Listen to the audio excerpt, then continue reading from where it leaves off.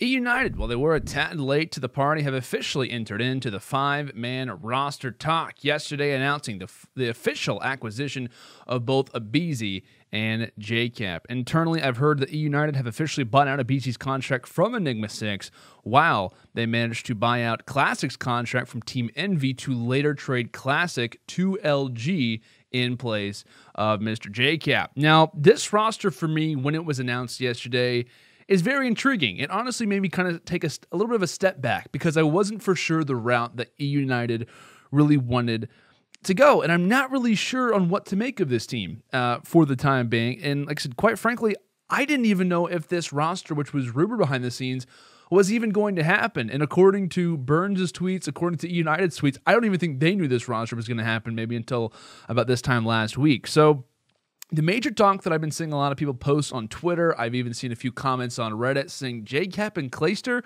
on the same team, that's never going to work. But let's go ahead and fade back to 2015. They won, in fact, in Advanced Warfare together, and it just so happened to be a world championship on the side of Denial. So will they be able to work? Yes. However, that is not where my concern comes from on this team. My concern comes from the ability of that in-game leadership to then lead into the slaying. The consistent slayers that are on this team, it makes me a little bit worried. It really does. Like I said, for the ability of Clayster and JKap to work together, I don't think that's going to be a problem. Those are two totally different guys who are normally the IGLs for their team in some way. JKap is a lot more calm. Clayster's usually the more hype man who wants to get the team involved. I think that's going to be a good mixture, especially with 5-man rosters now being a thing. But like I said, my issue is with the Slayers. Now, I went through and just totaled up one particular stat, the respawn KD, which I find to be very important because I think in Search and Destroy, it's hard to tell how squads are going to do. But when we talk about respawns, right, that's going to be 2 out of the 3 game modes, most likely heading into Black Ops 4. So I find this to be a very interesting stat. And what I did was that I have kind of deemed the title for this year, whenever you have a group of guys who are talented, I'm calling those the Big 3. For Luminosity Gaming, the Big 3, Formal, John, Gunless. For Hunter T, Kenny, Octane, Slasher, OG, Scump, Crim6, Dashy. You get my point. I went through and totaled what is the Big 3's average respawn KD throughout all of World War II. So I want to kind of compare eUnited's to the other kind of top pay-per-view-like status of the other organizations. And so for LG, I talked about Formal, John, and Gunless. Average respawn KD was a 1.08. For the side of 100T, Kenny, Octane, Slasher, 1.15. For Optic Gaming, Scump, Crim6, and Dashy, you could throw someone else in there. I'm going to go with those 3. 1.12.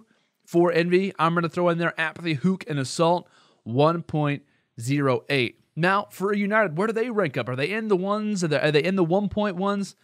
No. They happen to be in the 0.98 category. However, I will preface that with the ability, because we don't know too much about aBeZy. The one event that has been recorded for aBeZy was at CWL Seattle, and I believe it was bracket play only, where he had a 0.89 respawn KD. I will also say that he did have a 1.2, I believe, in Search and Destroy. Regardless, though, this is what worries me a little bit, because in the prior years leading up into this one, Clayster and JKap have by no means led their team. They have not been guys who are looked upon in the stat sheets too much. They're guys who do a lot of things out of game. They're guys who are willing to do the dirty work. They're willing to fill in roles that are needed. I just feel like the Slayers that you have, being Persini, being aBeZy, and being Arcees, I don't know if that's enough of a slaying front to compete against the LGs, the OGs, the 100Ts, the Envies, etc., even the Red Reserves you could absolutely throw in there as well. And my big question out of those 3 players from eUnited, how will aBeZy do? Can he live up to the hype? Is he ready for this moment? Because not even this time last year, like maybe 9 months ago, maybe 8 months ago, he was on a team known as Wildcard GG, playing with Tupac Thuglord, grinding throughout Search and Destroy tournaments, ones that I actually was lucky enough to cast over. And granted, he was a great player, but by no means am I thinking that he is exactly ready for this moment to be one of the headline players and one of the guys with the brightest spotlights on an organization heading into Black Ops 4. Now, I think that one thing is for sure about aBeZy, because like I said, not a whole lot of people, right? Not a whole lot of community members know about this guy. Pros have, talked. They've seen him throughout scrims. Maybe they've even practiced with him, played in tournaments with him, etc. They know quite a bit about him. And from what I've heard, from the talk that I've had with a few pros, they say he's very, very talented, especially in Search and Destroy. But one thing I think is a great sign is that E6 decided to pick him up. And you're saying, well, what about E6? What exactly is the big deal about that? Enigma 6 over the last few years has been known for bringing up top talent, especially throughout World War II. We talked about how they brought up Fellow prior to World War II. They helped bring up Decimate. They helped bring up Blastful. They helped bring up Dashy. Those are some good names, right, that they have on that list. Players who initially started in Enigma 6 and then later transferred on to bigger and brighter things. So I feel like for eUnited, they still have a lot to prove. But I like this group. I do. I like this team. I'm just worried about the kills. I'm worried about the consistent kills and how those are going to be found around the map when you're facing off against the top ARs, against the top SMGs, etc., etc. Now, I will also say, because I feel like every time that I've had a negative, I also kind of counter it with a positive. One thing that's going to be great for this eUnited team, and with Arstes, Prestini, and aBeZy, they're all going to improve because they have JKap. He is going to make everyone else better. He's the John Stockton of Call of Duty. For those who don't know of NBA terms, John Stockton was known as the Mr. Assist. He was always making his teammates better, always making them be set up to succeed. And I feel like with JKap's knowledge, with his history, he knows what it's like to be the best player in the world. He's been on the brightest stage. He's won 2 championships. He's been in multiple grand finals and has one of the highest average placements at Call of Duty Champs. The guy knows how to play the game, and he knows how to succeed and to get to championships. So I feel like he's going to help with Prestini's inconsistency. He's going to teach him how to play like John.